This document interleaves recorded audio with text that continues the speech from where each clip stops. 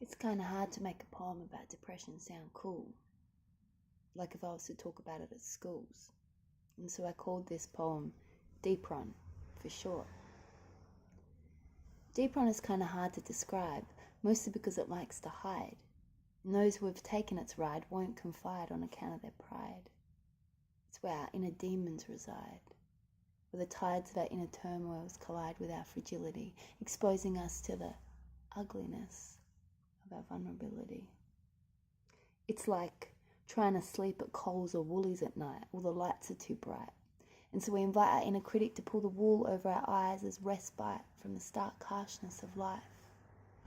And so D-PRON feels like eternal night, like something's not quite right and never will be. Because D-PRON only hears what it wants to say. It's a week-long doomsday, a cynic with nothing nice to relay, the feeling of numb and the colour grey. No, it's not nice to admit, depression's shit. I had to say it, it's the definition of it.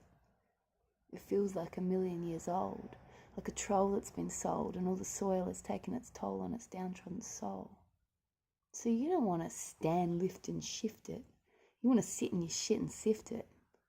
Head full of lead, body heavy with dread, so reluctant to move, you've worn a groove in your bed. Sometimes you think you'd be better off not to exist. But that said, it shifts. And before you're quick to dismiss this, it passes and it brings answers. Like a bullseye to the brain shows you where the dart is. And whilst fighting depression's not an easy task, it may consist of some walks in the park. It's making a start, embarking on learning your heart. What makes it hurt? What makes it tick? It requires a plan and sticking to it, no matter how many times you let yourself not do it. And so it's gently, relentlessly forgiving and giving yourself another opportunity to move through it. Mothers, brothers, sisters, even fathers, all can recover, just like a yo-yo. Because life's full of ups and downs, new cycles to go round, new paths to be found, and it's those downs that give us a sec to reflect on the tools we perfect to tackle the twists life throws at us. And our string, it gets tangled and it sticks, but it's still spinning. It may take some time and some patience to wind it all back in to a latent ball of potential that sits in your mitt, just waiting for the flick of your wrist to let it exist in a new forward spinning emotion. Just like our emotions, life flows on, like the fleeting hits of fingertips on Facebook and Twitters, declaring their highlights and the shitness. There is always a flicker within us, no matter how dark the D-PRON, that tiny light inside of us, burns on. So like Dory said, swim on, just keep swimming. Find your center when you're spinning and hold on. Ride out the D-PRON.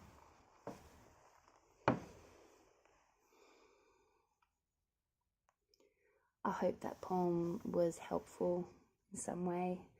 I wrote it in 2012 after I came out of a very volatile love-hate relationship with a partner where I really lost a sense of like my center and myself.